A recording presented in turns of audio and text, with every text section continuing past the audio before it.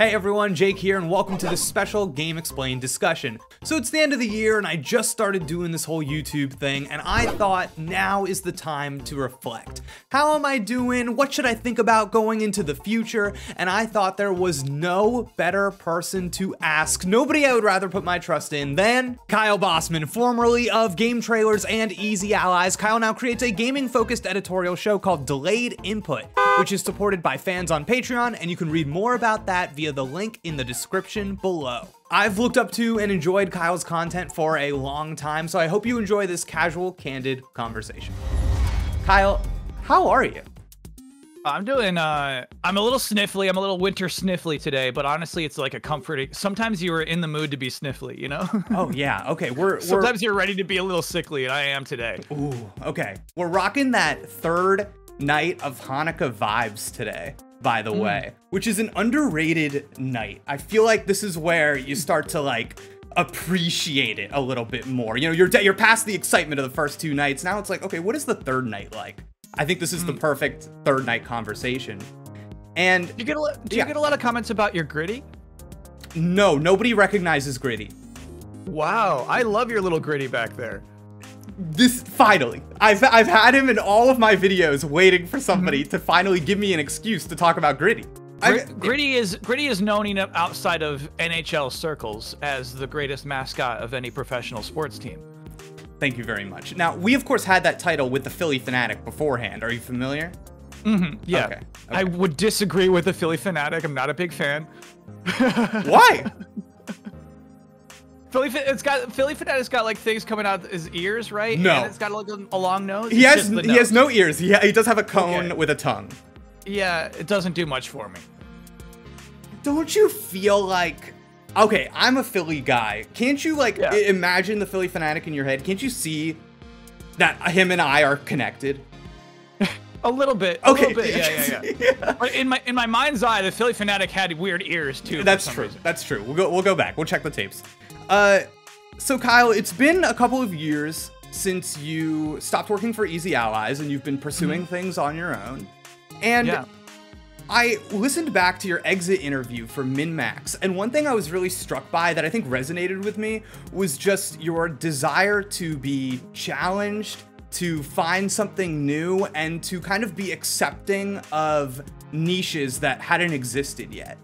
And the past 2 years have been kind of like a crazy two years. We've done like the pandemic. There have been a lot of, I think, the political discourse and just the things that we are aware of and think about on a daily basis has really changed.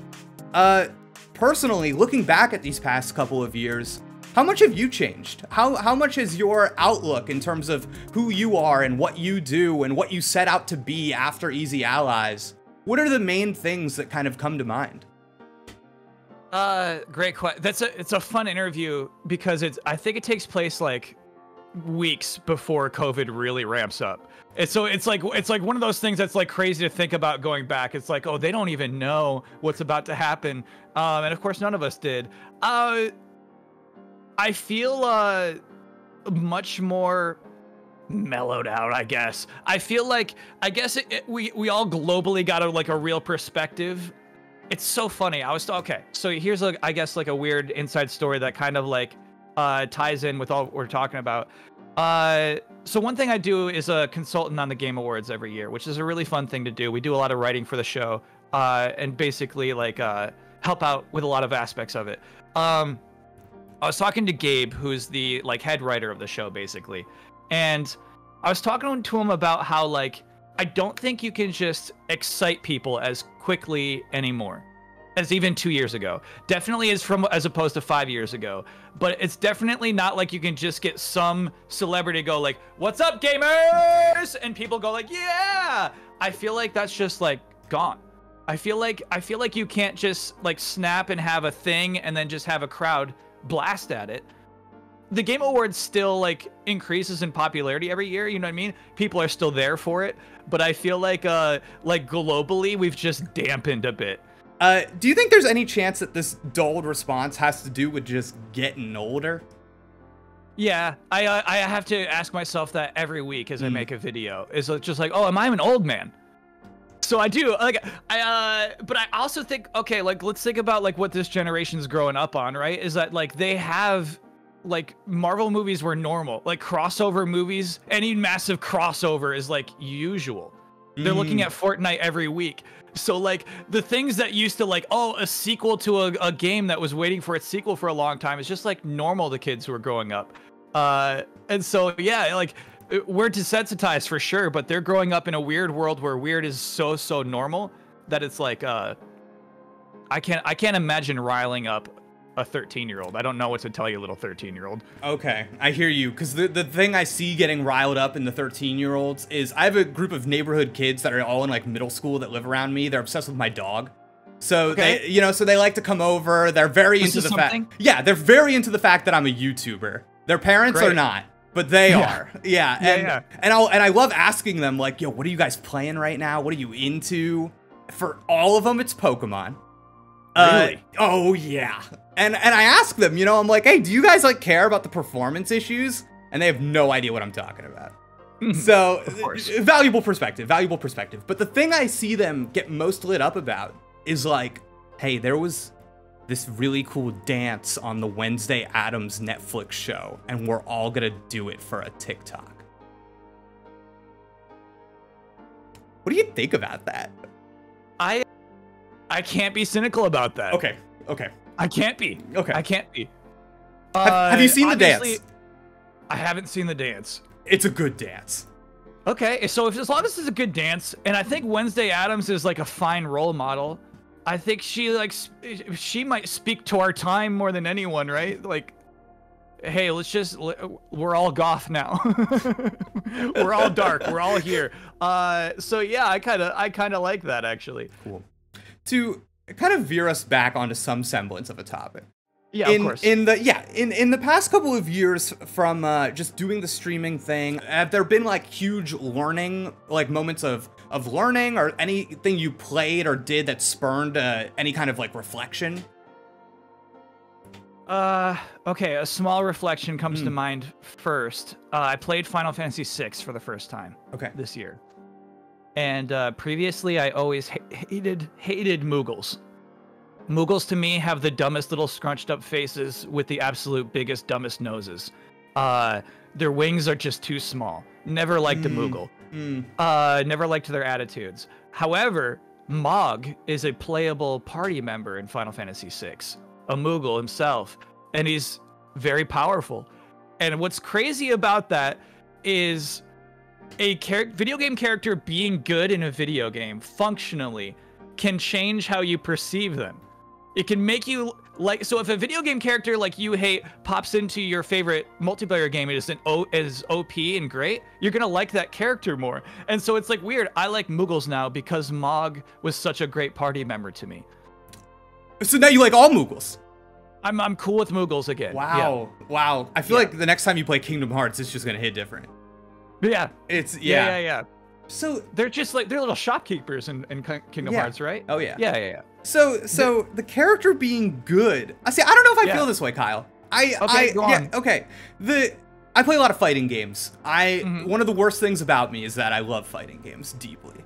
And Multiversus is like my game of the year.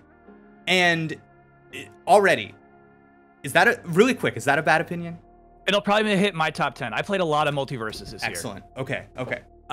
Superman is my favorite fictional character of all time. And this man is... That's a tough take. Superman? You don't like Superman? Superman is vanilla. He's a vanilla superhero. The most vanilla superhero. You're telling me your favorite ice cream is vanilla? No. You're telling me your favorite kind of cookie is chocolate chip right now. All right. I thought this was going to be about you teaching me, but apparently your favorite video game character is Mario. No, do not compare Superman to Mario. That is awful. Pulled out my headphone jack in disgust. Okay. Superman, listen. Superman in the world of superheroes, whenever you see a superhero movie, you know that the main character is gonna win. You know they're gonna win. That's a foregone conclusion. They're gonna win. They're the superhero. Yeah. What difference does it make that Superman has all of the powers? So the difference it makes is that it's a bigger challenge to the writer to create a more interesting Superman story.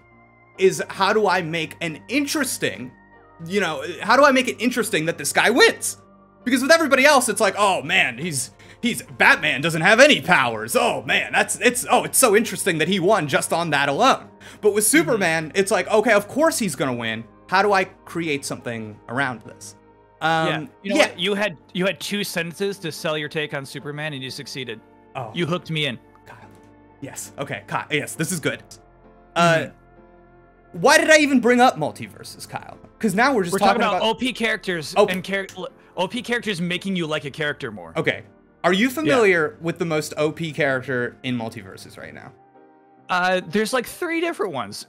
Let me guess what you think. It's gonna be Harley Quinn, or the nasty gremlin.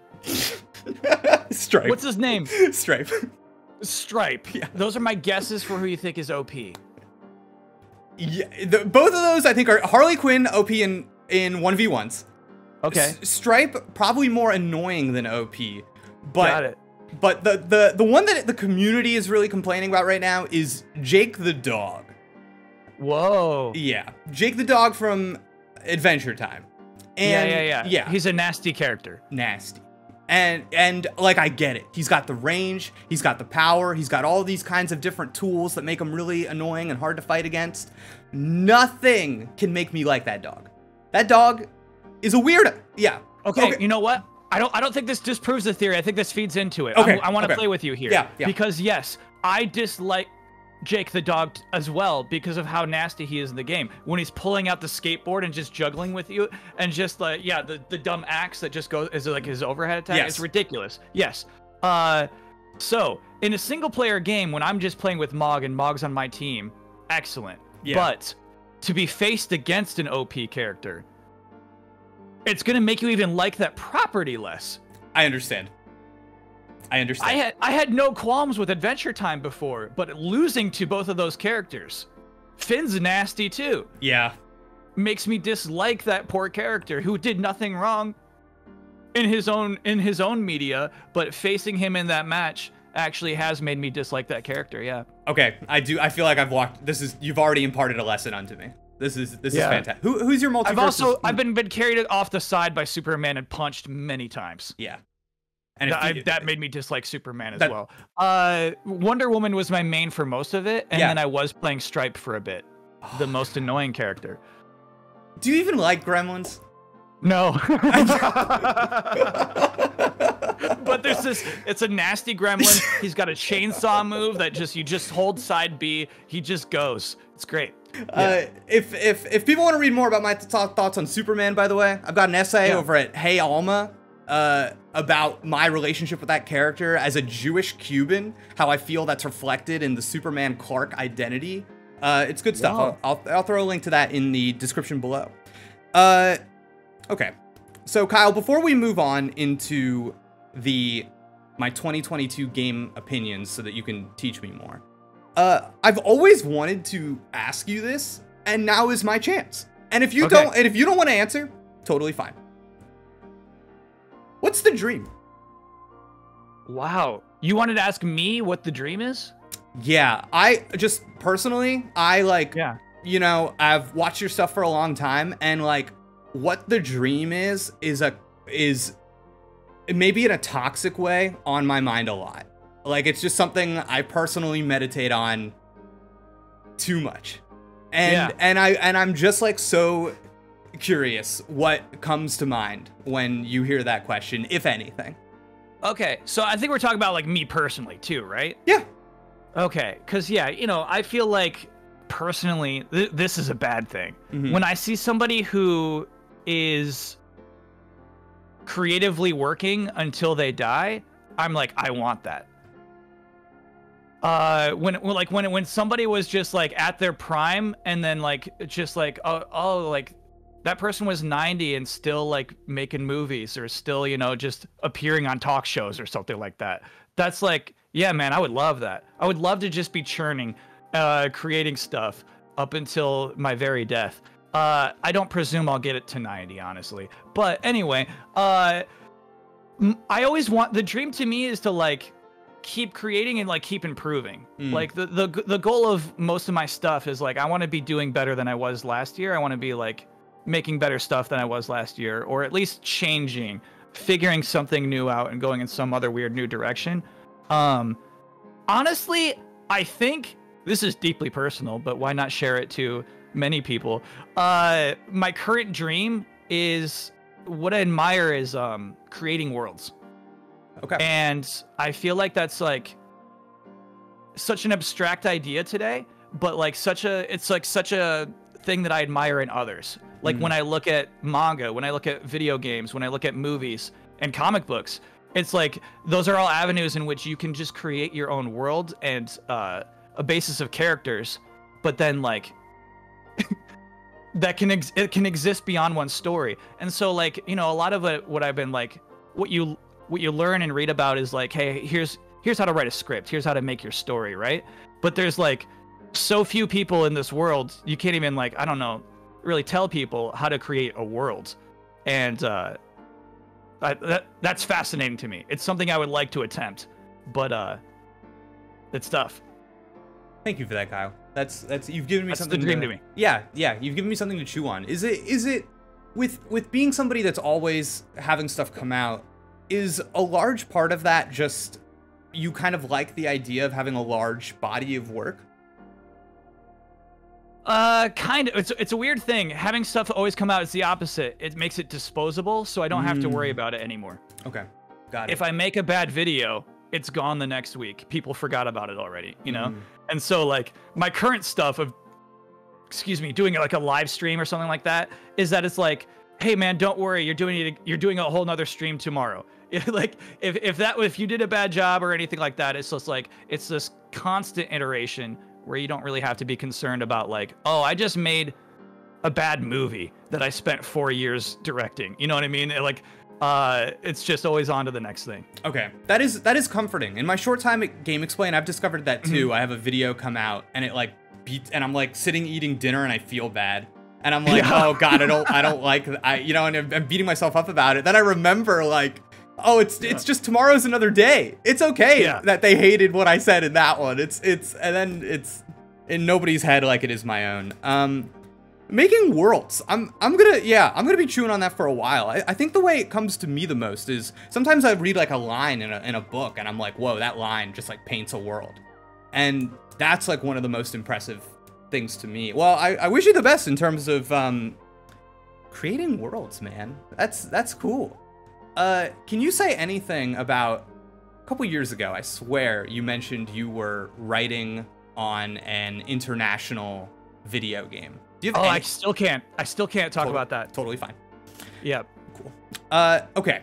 So now in like the chapters of the video, this will be like a segment, and we're gonna be moving into, these are some of my opinions that I shared with the GameXplain crowd in 2022. And I just want you to, where you're at with these. That's hot, that's cold. You don't know me. You're just hearing these opinions. Okay. What comes to mind? The first. God of War Ragnarok. It's a huge disappointment. A huge disappointment. Yeah. Okay, here's what I'll say. Good YouTube title. Bad take.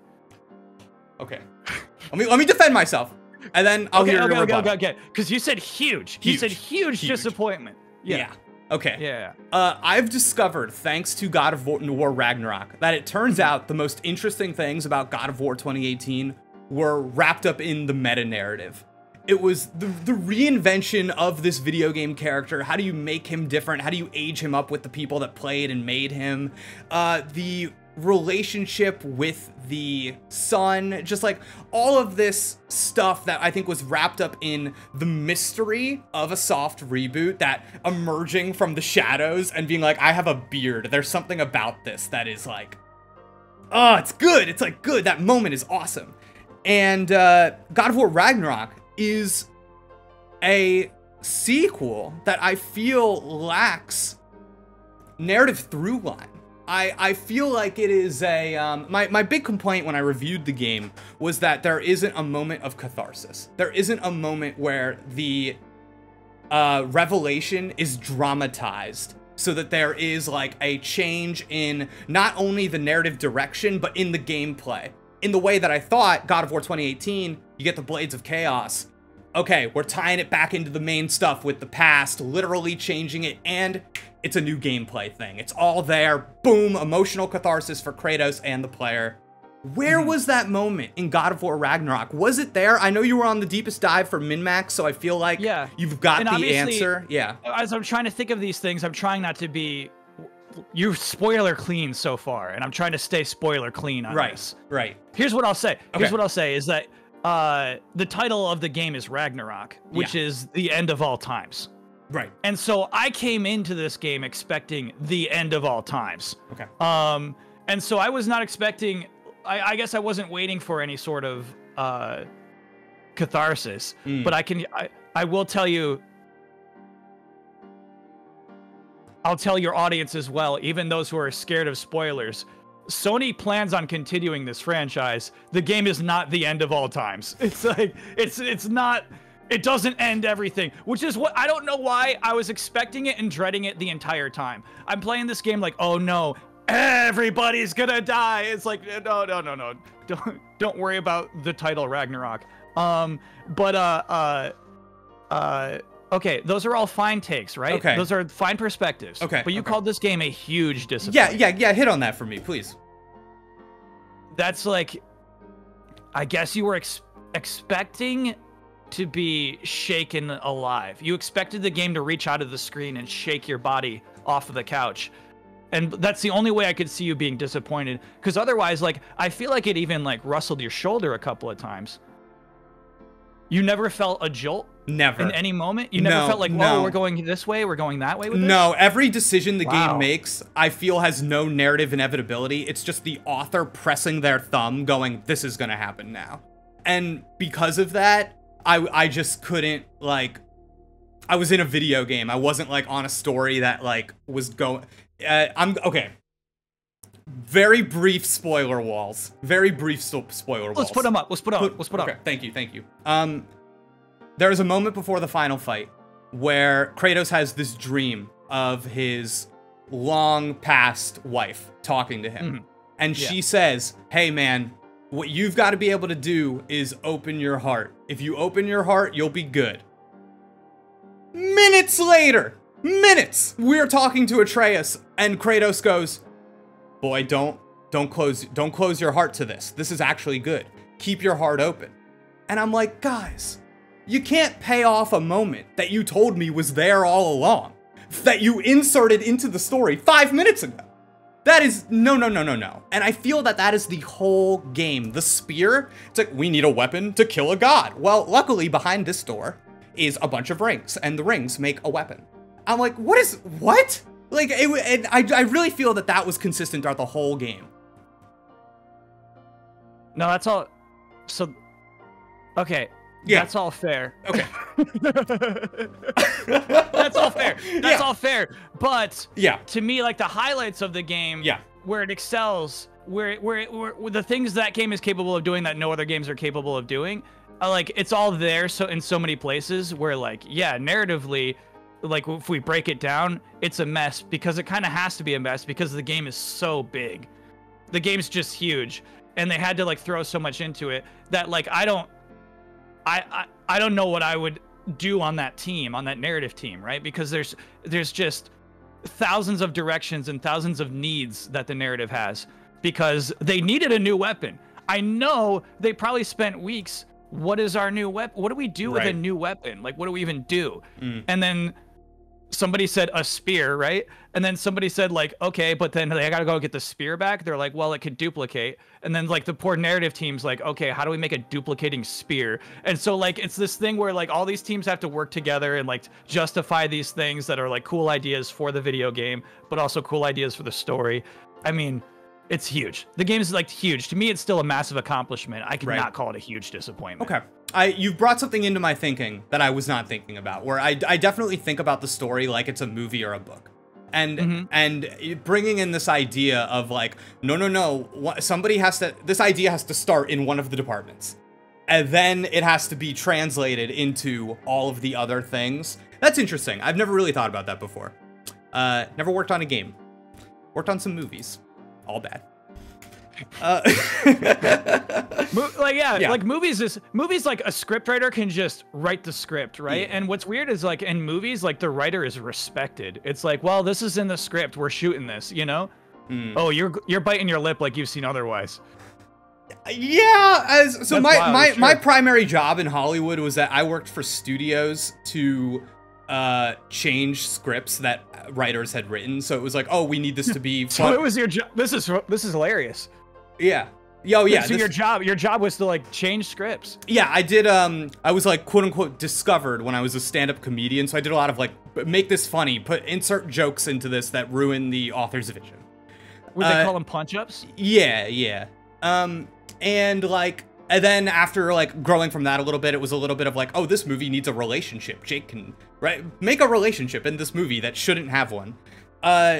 So yeah, that was, I think, and that was a lot of like, oh, the studio loves what you're doing, Jake, but there's a writer off somewhere who's like, that stupid Jake, I hate him so much. He doesn't know writing. Absolutely. So yeah, I don't know. Yeah. If you put a relationship in my script, I would be furious. Right. Yeah, I get that. Yeah. Okay. But you're just doing your job for the studio. That's what I work for. Perspective. Yeah. So, yeah. Glad I don't do that anymore. Yeah. But yeah, so I feel like yeah, you can't just hand a script to the God of War Ragnarok team and say make the game. Like to me, totally. What's evident through that in the entire game is that their narrative team is highly collaborative with their design teams and I guess all their teams, right? It seems like a lot, like the entire time they kept the narrative team in the loop, and that's something I really like playing through the game. Cool. Is you know, a passing bit of dialogue can be incredibly important actually to the entire narrative. Oh, see, that's so hard for me. That is so hard for me. As I just, there's something in my broken brain that's like, I need moments to be dramatized. So in a way that like highlights their importance. And maybe I gotta let go of that. Well, this is what's really interesting as you, as somebody who has a Hollywood background, right? Is that like when you're writing those scripts, you're not allowed to have dialogue that doesn't matter. Right. Every scene has to lead to the next scene. And you can't just have this like a flashback dream where nothing happens. Like that would your editor, your boss would say like take that out. You can't have that. But like here we are in video games world where it's like, oh yeah, that makes for a fun sequence. It changes the flow of like the I don't know. We just came off of a high action sequence. We need somewhere to like, so the scenes serve different purposes because it's a video game, you know? And like, that's okay. You're hitting on something right now. I feel like I'm having a moment. This is is wild. Yeah. It's like, it is a whole different realm because I came from a place also where it's like, hey man, why did you like add this joke doesn't mean anything to anywhere. Like, why would you just have that there? Like, okay. You got to keep your scripts as clean as possible. And here in video games, it's like, nah, just throw it in. Just have dialogue everywhere, and if somebody misses it, it's no big deal. It's like, why did I write that line then? It's like, it's just to add to this world. It's just add, to this, make this environment feel more realistic. One of my favorite little bits of God of War Ragnarok is where these people are talking, right? But they're talking in hushed tones, and you walk up close to them, and they're like, shh, don't say that. Shut up, he's here. I didn't see that. That's cool. And what I love is, so they had written out an entire scene and actors had acted out this dialogue that there's no way for me to hear because every time I walk close to them, they're like, hey, shut up, he's here. So like, it's novel, I admit. Yeah. And it's tough as somebody who would like love narrative, who's like, wait, that dialogue was important. That reveals this and this about this person. It's also like, no. Like some of this is just, world building. Right. Wow. Okay. That's cool. This is good. I feel like now the premise is coming full circle. I'm learning things. I'm gonna keep this in mind. Sure. My next opinion. Yeah. Pokemon Scarlet and Violet are the best Pokemon games. Okay, I'm ready to have a positive conversation about Scarlet and Violet. I love Scarlet and Violet, but you just said the best. Yeah, the best. You take it one step too far. You could like Ragnarok. You could say Ragnarok is slightly disappointing. Okay, you're like cool, yeah. But huge is what, and Pokemon Scarlet Violet being the best. The best. I can't hang with it. No, okay. So you're immediately something comes to mind and you're like, that's the best, not Scarlet and Violet. It's red and blue for me, actually. The best. The best. Oh my god. Yeah. Kind of like how you're feeling with God of War, right? And it's sort of this being this meta thing of like, all of this is new. Yeah. Okay. With red and blue, all of this is the foundation, and we're almost still playing that game. It's wild to me. And we're still playing by that game's rules and that game's structure, and you know, just like crazy that they would change so little. But yeah, Scarlet and Violet does change so much. I can see why you like it a lot. Yeah. I love this game, but the best. Does it have the best story in a Pokemon game? Yeah. No. No. It's all about that school. I like the school. Yeah, I like the school. I feel like okay. The school What do you like about the school? Yeah. Yeah, this is the most I've ever played a Pokemon game where I am hanging out, I'm talking to the teachers, I'm seeing the other characters, whatever, and every single one of them I feel like I can so clearly see the animated cartoon of who they are going to be in my mind's eye just because of how like well they are designed and articulated in these short moments that like maybe in the game aren't that big of a deal, but to me, Pokemon has always been like being a fan of a sports team. Only half of it is what's happening on the field. The other half is what kind of like lives in your head, which is what makes all the stuff around, like the anime and the merchandise and all this stuff, it all works together to create a thing in your head. And I feel like the characters in Pokemon Scarlet, they're good at making a thing in your head. They're really good at it in a way that other Pokemon games, not quite. Yeah. So my problem is the thing that they're making in my head is teachers at a school. I'm on a Pokemon adventure. I'm free. Okay. I'm a child who has abandoned the natural course of education, and I've just decided to go get 8 badges and become a Pokemon master. But in this game, it's like, no, that's normal. Welcome to school. This is Pokemon school. Yeah. It's so weird to me. I don't want to go to class. I don't want to have teachers in a Pokemon game. Don't you think that there is something inherent about school that is a little elitist, that is a little, we're all in competition with each other, we all kind of want to get the best grades, do the best things, and as I'm describing this, isn't that a lot like being a Pokemon trainer? No. Well, firstly, no. Okay. I did not feel that in school. Though there was one year where I worked really hard to get into Honor Society. And I did gamify it a bit. Okay. Brief history to your point. Yeah. Is okay. I didn't get into Honor Society, and I'm like, why didn't my grades are okay? Like, firstly, Kyle, your grades are not that good, but also you're not in any clubs. You're not playing any sports. How are you gonna get into Honor Society? So the next year, I gamified it. I'm like, all right, I'm gonna join all these clubs that I don't even care about. I'm gonna get in cross country and on track and field. And so like, yeah, maybe I was competitive that year, and I'm like, I'm gonna get good grades. Because my friends were in Honor Society and I weren't, and you know what you get in Honor Society? You get a badge. You get a little pin that you put on your chest. Heck yeah. Heck yeah. And I wanted that pin so bad. So, okay, I can kind of see where there's definite correlations between school and Pokemon. But also, like, Pokemon's, like, so no stress. And I do think of school and stress together. Yeah, me too. Yeah. And you like that, though.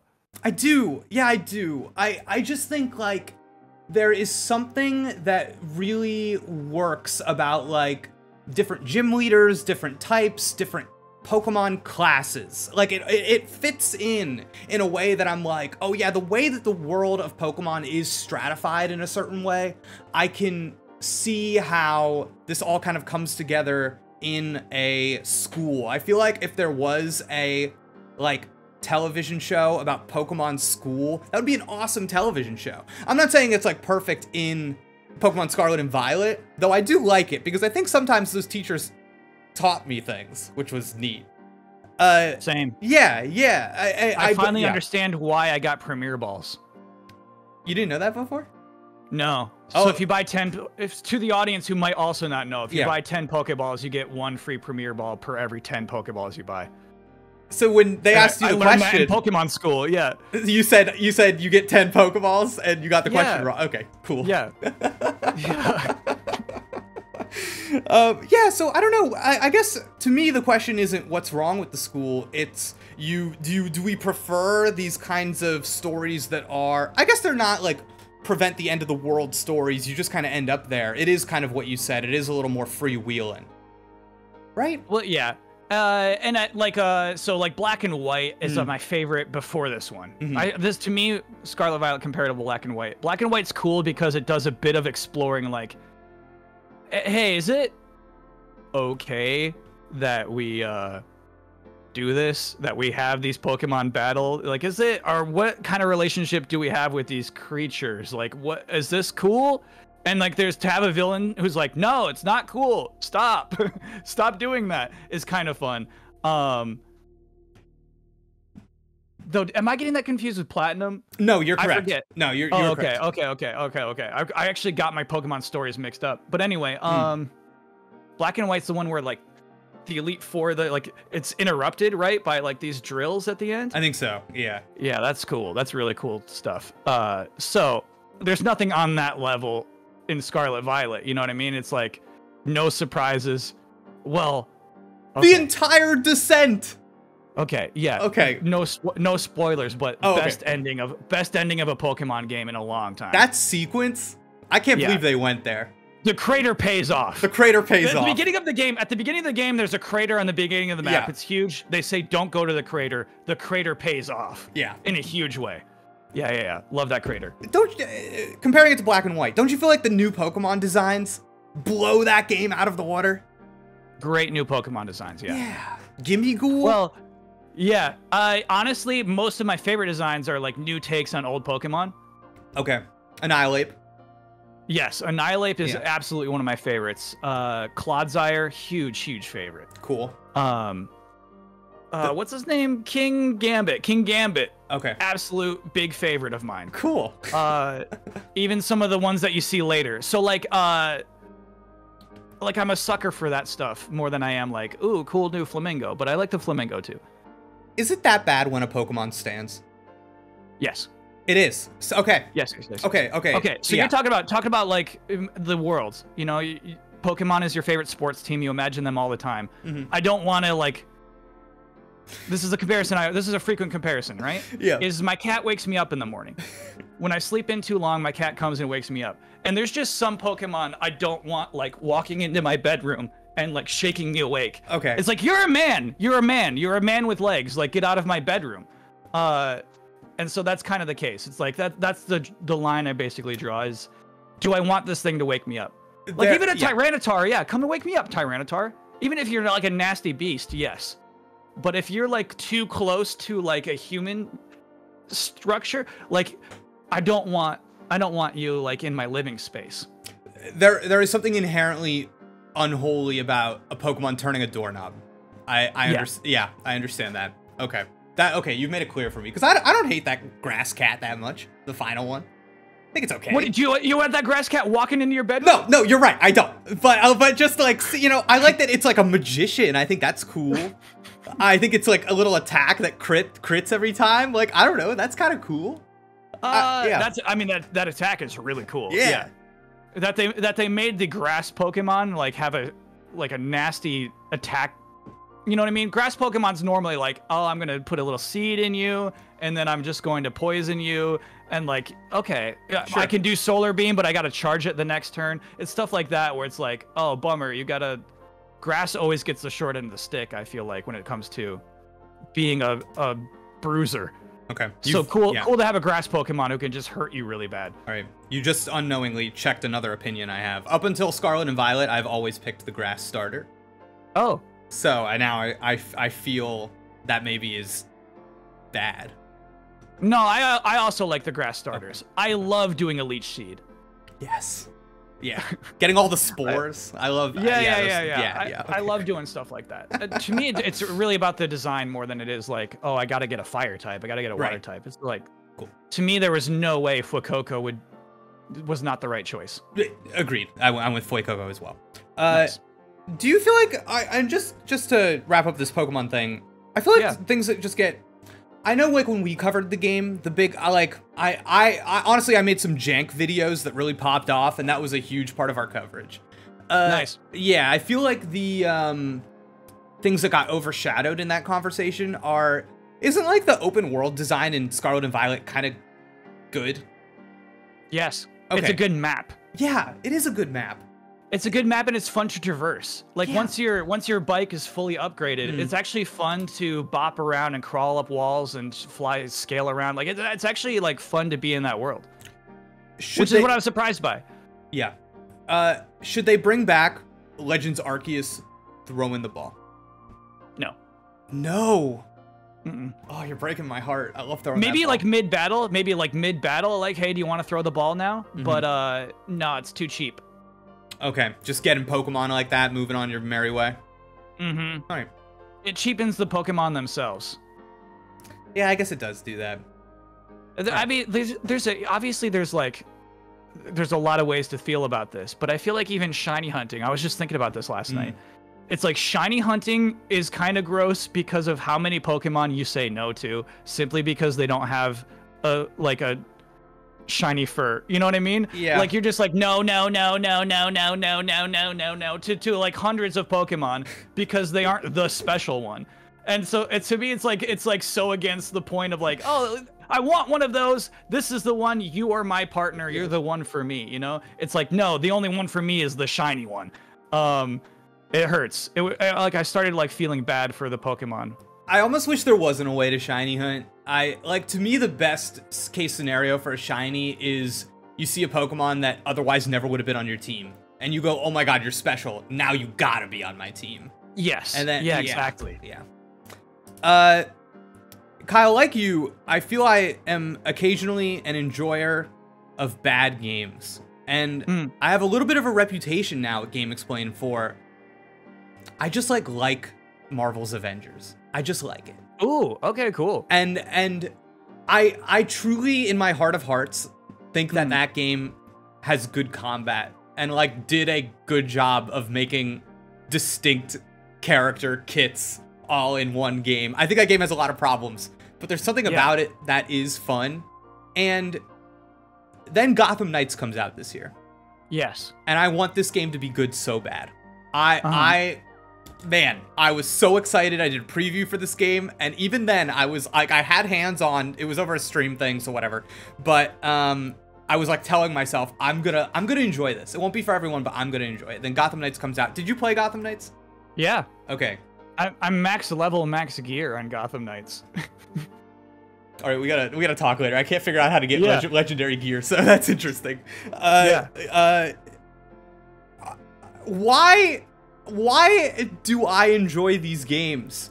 And everyone tells me no, couldn't play it for more than 30 minutes, couldn't play it for more than an hour. What is am I the problem?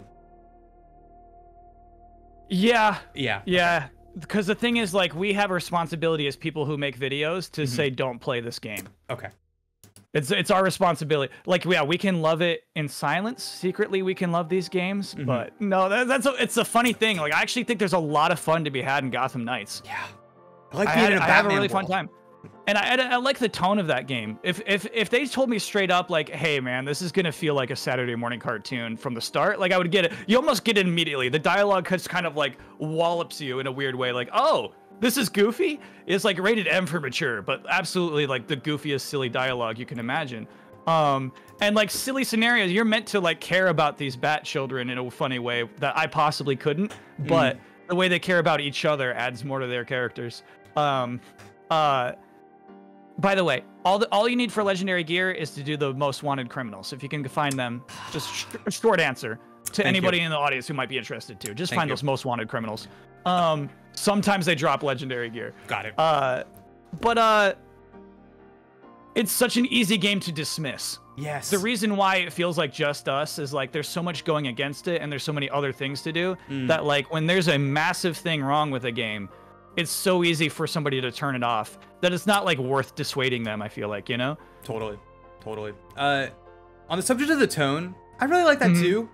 In my preview, I described it as like a CW show. And Yeah. which I go for in a weird way. I like if something's campy, lean in, baby. Yeah, and sometimes I wonder if we don't have enough room in games for things that don't have like that prestige tone. That like I'm trying to be an HBO show, and I like it's okay, right? Yeah. It's yeah. I get what you're saying. Yeah. That was refreshing. It's refreshing almost to see these little sweet characters be sweet and like tell each other not to use swear words, you know? Like that's fun. Yeah, because they take it seriously. They're like, no, I'm not kidding. This is not it. Yeah, no, 100%. Okay, I've got 2 more games here. Okay. Elden Ring. I am an Elden Ring enjoyer. Okay. But is it genius? Nobody said it was genius. Nobody said it was genius. Okay. Yeah. Okay, so yeah. Gosh, what is Elden Ring? Elden Ring to me is like weird and wonderful, right? I don't feel like you would describe like the best Disneyland ride as being genius, you know? It's like, I don't think you would describe the best story you've ever read as genius. It's like, it's just wonderful. You know what I mean? It's just like, it's like a great night you had with a friend. It's like, you wouldn't say, oh, that was a genius night with a friend. It was like, yeah, it was just a wonderful night. And so, yeah, I feel like it's not genius. It's not doing like a lot of innovative things. Okay, I kind of needed to hear this. I feel like I see these Game of the Year lists. I understand. I see Elden Ring, masterpiece, number 1. And I liked it, but I'm like, I felt like maybe there was something everybody was latching onto that I was missing, but different strokes, I suppose. Vampire Survivors. Mm-hmm. It's not that good, right? All right, so I've only like witnessed streams of Vampire Survivors, so I think I missed the ramp up. Okay. You know what I mean? Yeah. But like same thing where it's like I don't believe somebody when they say it's good. You know what I mean? It's like I believe that they had a really good time playing this video game that has lots of really fun visual hooks and even gameplay hooks where it's like, oh yes, I am progressing. I am getting better at the game. You know what I mean? Like I'm uncovering a new thing. I'm leveling up. And so that's the entire game. It's like the entire game is like,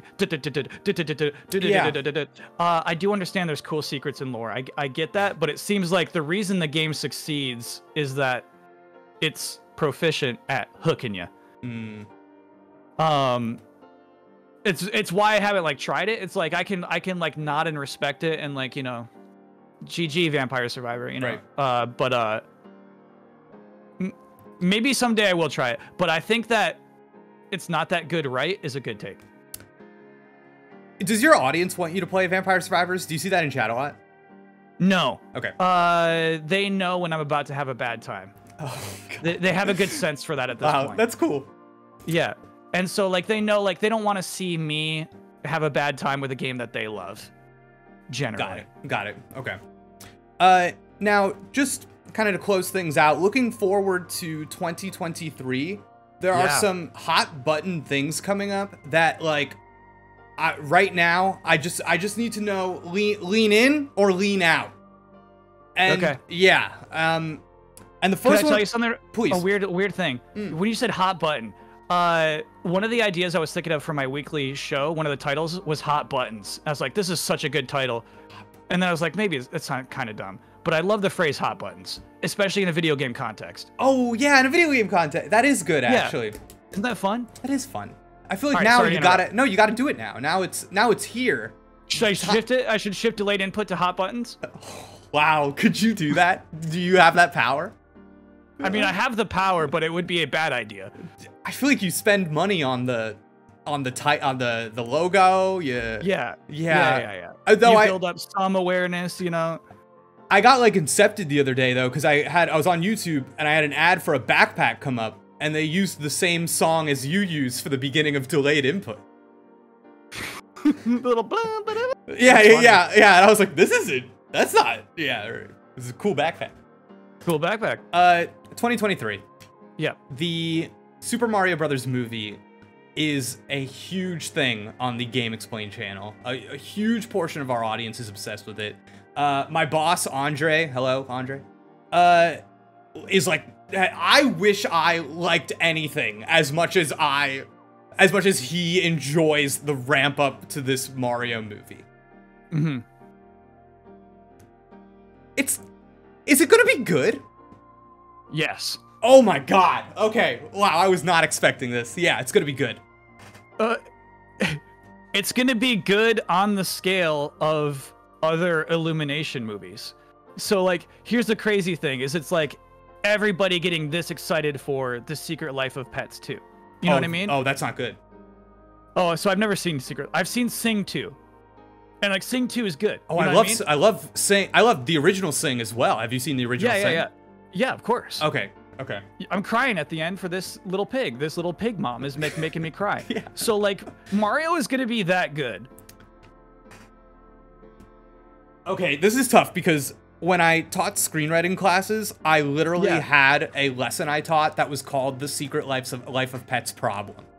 Oh, so tell me. Okay. That's funny. I've never seen Secret Life of Pets. I just assume it's good. So The Secret Life of Pets Problem is when you, in your premise, make a promise to the audience. This is a movie about what your pets are doing when you're not around. And that is so exciting and awesome. And it's like, oh my God, I love the commercials where the door closes and then what do they do? I just assume the movie's good. Yeah, exactly. It worked on me. That's not what the movie's about. Okay. Very early in the movie, they are out of the house and the pets go on an adventure. So The Secret Life of Pets Problem is when your narrative doesn't live up to the narrative promise or the narrative premise. Great.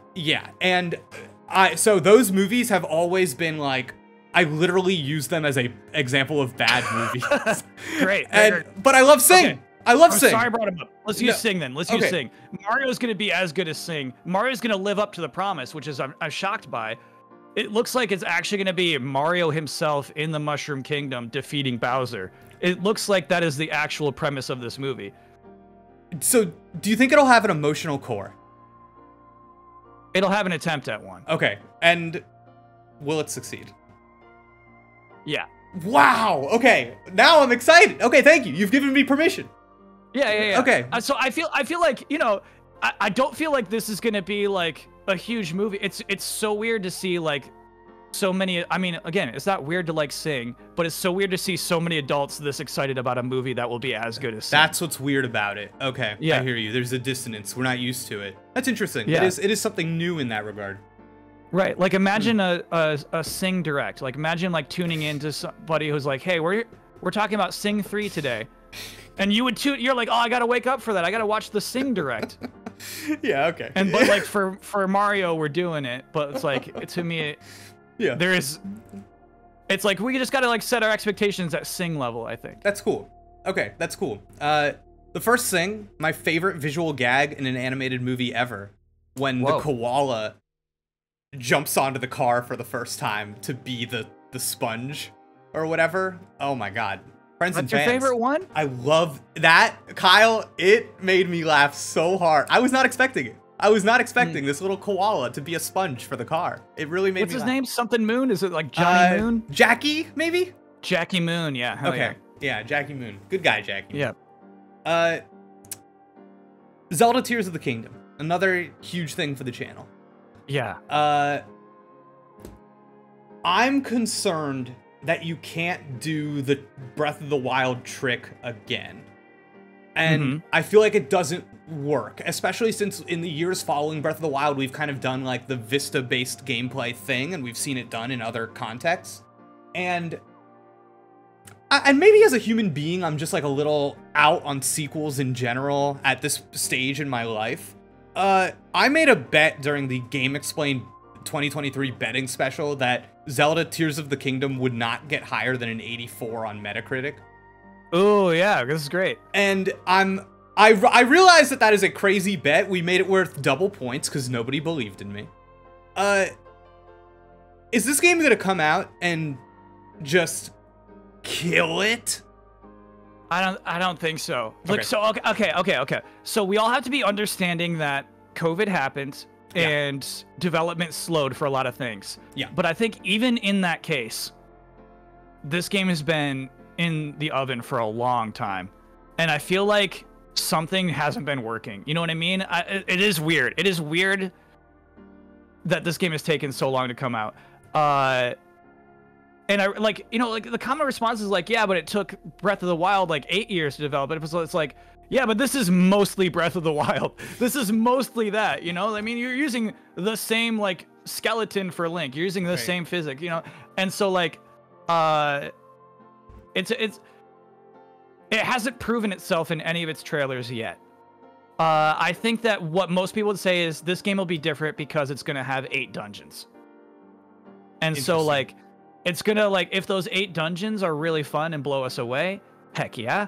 But like, I'm kind of with you. I feel like the reviewers could easily not vibe with this game because of how similar it is to the game that came out at this point a long time ago. Okay. Yeah. When did Breath of the Wild come out? 2017. Is it 17? Man, I thought it was maybe 16, but I think you're right, actually. And so then, yeah, it'll have been like, you know, 5.5 years, 6 years. Like that's a long time in most people's lives. And so like, I don't know. 84 would be rough. 84 would be. There's a lot of things wrong with it at that point. But yeah, like let's say it performs the same as Pokemon Violet and Scarlet. That hurts Zelda more than it hurts a Pokemon game. Totally. You know, because that game it's about its own action, whereas Pokemon's still a turn-based battle when it comes to the actual like functions of what you're doing. And so like that would hurt it worse. If there's not enough new, I think it would hurt their game a lot. But like, yeah, to me, I get why you'd make the bet.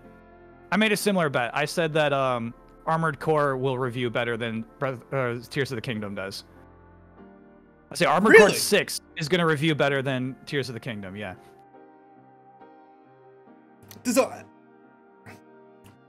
Okay, I kind of get what you're saying, though, because the people reviewing Armored Core, I feel like, are going to go for it. My thing with Armored Core is I don't know why maybe I'm too young. I don't know why that game has any heat on it. I don't know why Armored Core 6... So the heat is entirely now because of From Software. Because From Software has been doing hits. Yeah. Genius hits, some might say. Yeah. They're about to just do like a robot game. I honestly think that is going to affect how reviewers look at the game. So, you know, like, this is a rude thing to say because all reviewers are humans. They're all, you know, they're all doing their things. But I feel like there is some like you forgive a little bit more from a developer you respect. You're like, oh, they probably did that because of this, as opposed to like, oh, they're dumb. You know, which is what you would say about somebody you don't know. And so, like, I feel like the game it's going to get a little From Software bump. Whereas I do feel like Tears of the Kingdom is going to be treated harshly because Breath of the Wild is so good. Okay. I hear you. It's the difference between giving, like, a generous reading or not. Yeah. Yeah, that makes sense. Speaking of, you mentioned the performance in Zelda. I'm not super worried about the performance just because I feel like if it's just Breath of the Wild again, that'll be fine for most people. But I think that's something that a lot of people are looking to be addressed in 2023. Do you have any thoughts about like a Switch successor? Yeah, I've been assuming it's coming for like 4 years straight. Of course. I feel like it's weird. It's almost like it's like too late now to do an in-betweener. Right. And so it does feel like it's time for a Super Switch or Switch 2 or whatever. But like, I don't imagine it. You know what I mean? When I imagine it, I don't imagine it being something else other than, you know, the same function, but just, you know, with nicer chips inside. I don't know what to imagine for a Switch successor other than a nicer Switch. Does any part of you want Nintendo to come out and say, here's the next little weirdo machine that is not just 4K Switch? That'd be an old school thing, right? Yeah. The Wii direction, just like actually we're making this. Yeah. Yeah, you know what? Now that you say it, yes. Yeah. A 3DS. You know what I mean? Like, why are you doing this? Why are you doing this? I would love like a weird 3DS pivot. It's time. I agree. It's just like something like you wear over your mouth, and I'm like, yeah, I'll buy it. I've been saying for a while. I think It'll probably be a Switch, but I do think that the main gimmick is going to be Nintendo's doing VR. I think that's gonna be. I think that's gonna be the move. We're gonna. Okay, I just thought of this. Yeah. As I talk, so I just said mouth is like a weird thing off the top of my head, but tongues, we have so much control over our tongues, right? Yeah. Imagine controlling a video game character with your tongue, and how much control you would have over that character, as opposed to 2 thumbs and a couple of fingers. I feel what like you could do. I feel like we have way more control over our hands than our tongues. No, think about just natural speech. Everything you're doing with your tongue. You're flapping that tongue. You're taking it over here, here, here. You have a lot of control over your tongue. Look at you right now. You just put it on the side of your lip. Can I tell you something? So, like, can I have to be. I'm gonna be open with the audience right now. I'm gonna be, have a moment of vulnerability. Yeah. I do have a tongue thing. I cannot feel the tip of my tongue. And had a surgery when I was a young lad, and they nicked a nerve. Can't feel like half my tongue. So it's amazing I can speak like this. And I'm a little nervous about that hampering my video game skills. Got you. You know what I mean? You would, yeah. Yeah.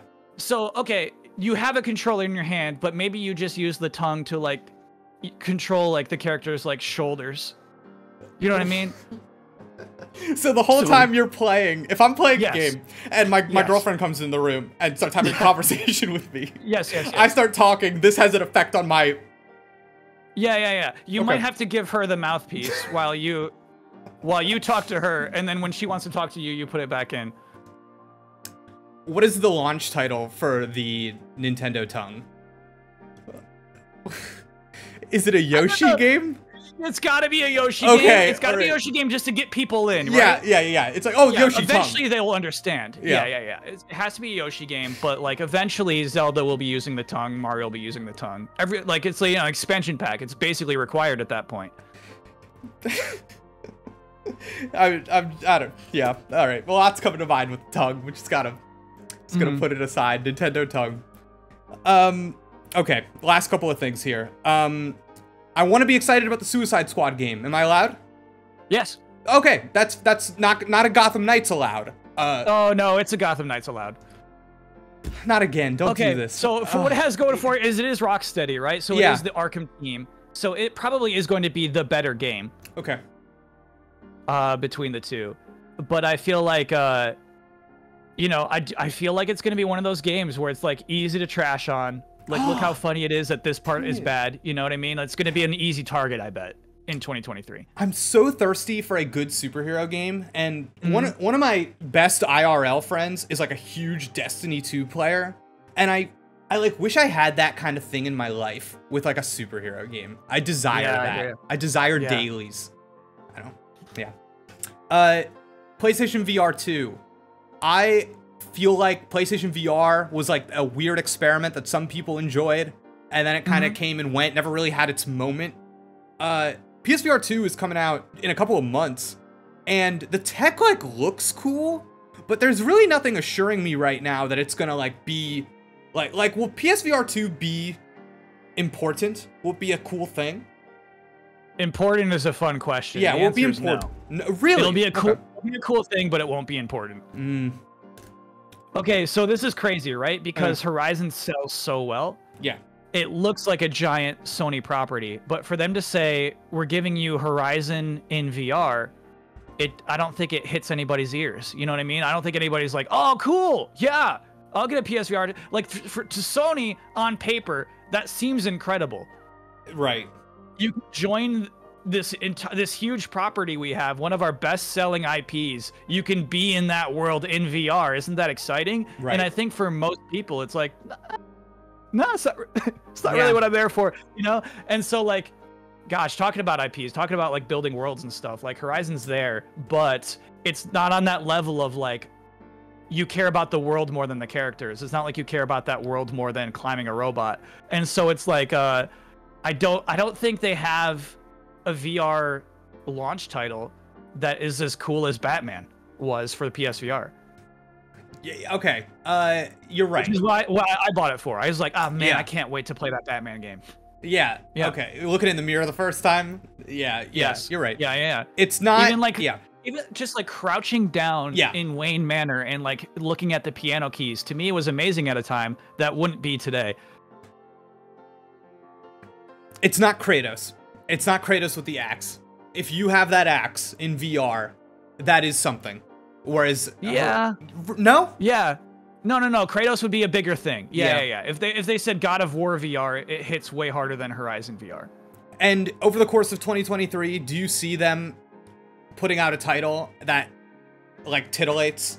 That literally like I see the title and I go, no way. For VR, no. Dang, man, that's disappointing. I feel like best they could do is Spider-Man 2 tie-in. Ooh, that's not bad. Like Spider-Man 2 has a VR mode where you can like swing around the city or something like that. Like that, I feel like that's the best they could do in 2023. That's not bad. That's not bad. That. Oh man. All right.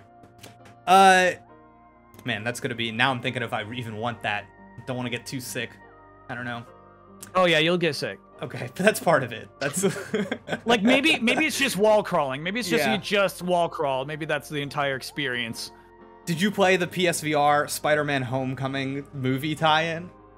I did. Yeah. It's surprisingly fun. It's what I don't remember much of it. I remember being on top of a building. Yeah, you're shooting targets, right? You're shooting targets. Yeah. You don't do really like real web swinging, but you kind of just like zip to spots. Yep. All right. Kyle, this has been great. Thank you so much. And now the last thing I kind of want is just to impart to me. I'm going to be starting my own show in 2023, gaming focused, similar in a lot of ways to stuff you have done in the past. You've been doing this for a long time. Mm-hmm. You go to the high schools, maybe you talk to some kids and you say, hey, here's a couple of lessons that you would need. Is there anything that like, and I wish I knew for me that you might have? Yeah. Okay, so here's what you're good at already, is saying something ridiculous and then going, whoa, wait. You already have that going for you. Okay. You know what you're saying is wrong, but you're ready to back it up. That's important. Okay. That's a good step one.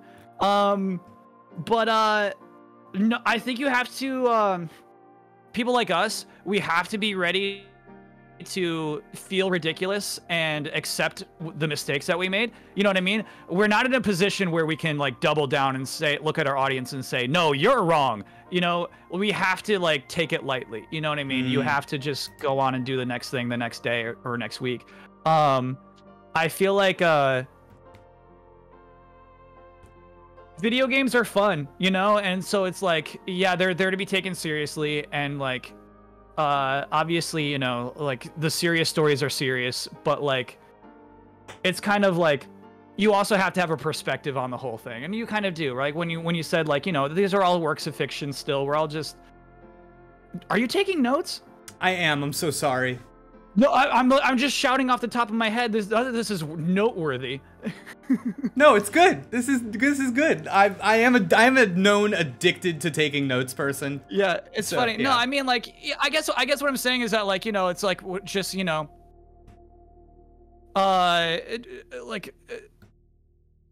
being natural is so tough. It's so hard to be natural and find like what is your hook, and like that's the only thing any of us could hope for, is that like, oh man, I can't wait to see what Jake has to say about this. You see the headline first, and like you would want somebody to be like, oh baby, can't wait to see Jake on this. You know what I mean? That's, you know, that's like one of my goals is like, okay, I can't wait to see what Kyle's got to say about this next week, is because your perspective is so defined. You have such a aspect on your own perspective, I guess, is that like people get it. And they're excited to see what you would have to say about a thing, either way. So, yeah. And then one thing I've learned is that, like, when I don't have a take, I just, like, admit I don't have a take. You know what I mean? I think that, like, sports journalists, sports TV people, sports personalities, we should say, they get caught in having to have a take on everything, and they just kind of lose themselves in it. And I don't think that's valuable to somebody on the internet, on our scale. Yeah. Where like people are here for you. You know what I mean? If somebody's still watching at this point in the video, they're just here to vibe. They're just here for the video. They're not watching and like clapping and laughing the whole time, but they're just like being here with us, you know? And so that's kind of how I imagine my audiences these days, especially on Twitch, is it's that more just like we're creating an environment together, and like it's more about just like having a good time here as opposed to just like constantly thrilling somebody. Okay.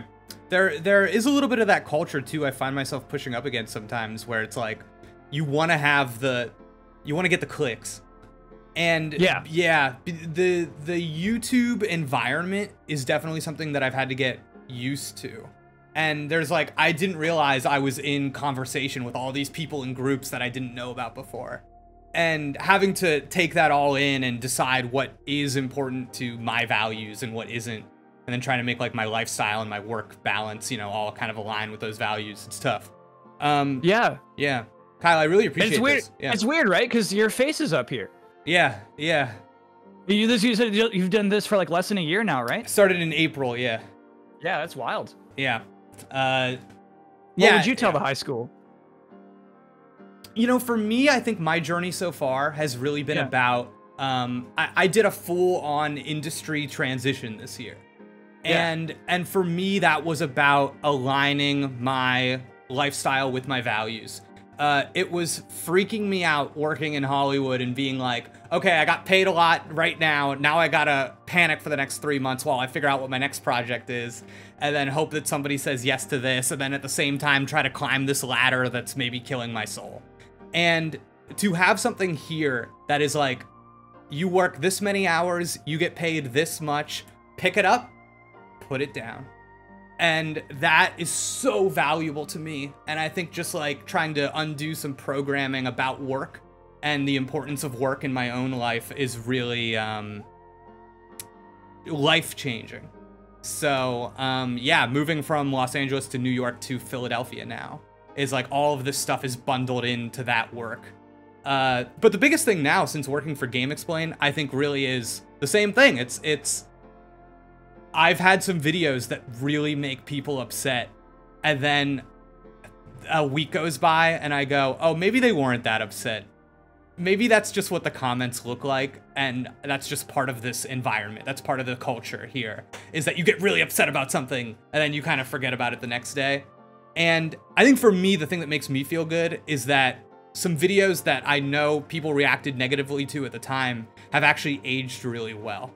And I stand by my opinions, and I'm like, oh no, I had some convictions there, and I go back and I'm like, I still feel like I'm right about that thing that I said. And that kind of makes me feel good. Yeah. So that, I don't know, just, it's kind of like lame and trite, but like trying to, have my own outlined moral convictions, things that are actually important to me in a material way, and following through and not getting caught up, not following, not being in the wave. Yeah. Heck yeah. That makes sense? Yeah, because it makes your stuff better. I hope so. It makes the actual videos better. It makes what, you know, it makes it a more interesting thing to watch or listen to. As you mentioned, you did stand up for a little while too, right? I did. It was not something I mentioned, by the way. you said you have though. Maybe you did improv. I don't know. Yeah, I don't know. I'm sure. I'm so sorry. I didn't bring it up. I didn't walk into this like, yeah, you know, I did stand up, as I mentioned. Yeah. Very limited stand up. Yeah. I'm still getting used to recording videos and not having feedback. Is that like? Do you find, has that completely just exited from your brain and now it's like you're so used to this that it's fine and normal? It's definitely something on Twitch. Like, you know, you make a joke and you like slyly look over at chat. You're like, are people laughing? Are they dropping the laughing emote? Definitely. But like, yeah, at this point, I'm very used to being alone in a room telling jokes that I think are funny. Okay. It's mostly like whether I think they're funny or not. It's like, oh yeah, this is killing me. Like after I cut, obviously, like I smirk a little bit, like, oh, that was a good one. Or this is trash. This is really stupid humor. But at the same time, it's like, it doesn't matter. You know what I mean? You're just trying stuff out. Cool. Like stand-up. Like a lot of stand-up is trying stuff out. Yeah. You see, Netflix specials are the people's best stuff, right? But like so much of stand-up is just eating dirt on stage with your worst stuff, just seeing what actually is funny. Right. Which is, I think, is a really fun part of the process. Yeah, I guess you're right. It's gotta bring that over. Not everything is so high stakes. I think that's the thing I need to put on my sticky note on my monitor. It's not as high stakes as I think it is. Yeah. Cool. If you're doing a daily show, Yeah. not every day is gonna be your Netflix special. You know, it's like some of that stuff's really gonna be bad. Oh man. And I know that. Obviously, I know that. Yeah. It's still hard. Yeah. It's hard sometimes. Yeah. Trying to be prepared. But anyways, Kyle, thank you so much. This has been really fun. This is a blast. I'm glad as somebody that's like, you were giving me advice a little bit ago and just like wanting to think like, oh, I wonder what so-and-so's take is going to be on this. As you were describing that, that's like totally something I think I've thought about you for like years now. And I think seeing I'm one of those weird people that, by the way, is like, I'm never on your Twitch. I'm watching your YouTube upload, so thank you for that. Sure. Yeah, and just like when you start playing that Pokemon game and just being like, oh man, I really like the dolphin, just trying to be like, what did Kyle think of that dolphin, is like is really fun for me. So appreciate all you do, love delayed input, and of course we're gonna have links to everything Kyle does in the description below and everything else I might have mentioned here or whatever. But yeah, as somebody I've looked up to for a long time, this meant a lot to me personally, so thank you again for stopping by. I hope you can come by GameXplain again in the future. Kyle, I'd be happy to. Is there anything you wish I asked you? Whoa, anything I wish you asked me? Yeah, is there anything you wish people asked you that you like it's like something you've always just like wanted, anything you want to be asked? Is that something that is swimming in your brain? It's okay if no. It's like, no. It's so funny is that like, I am only thinking about the last question that was asked when I do a thing like this. Right. You know what I mean? And so it's not like, ooh, like I'm thinking about the future. Like, I hope he asked me about, you know, like my favorite sneakers. You know what I mean? Like it's so weird. I don't have an answer to that question because I'm just trying to like roll. I'm always just trying to roll. Yeah. And like, it's a boxing match and it's a dance and it's, you know, yeah, I don't know. Kyle, what days of what nights of the week are you streaming on Twitch? Streaming on Mondays, Fridays, and Saturdays. Mondays, Fridays, and Saturdays. Excellent. And that is twitch.tv/Kyle Bosman. Yep. Okay, so that's where our audience can find you. I know our audience knows you. We put up that video of you being sus at the Game Awards, and we had a ton of comments being like, oh my god, it's Kyle. So that was that was absolutely great. So I know they know who you are. But thank you anybody that stuck around to this long at the end of this video.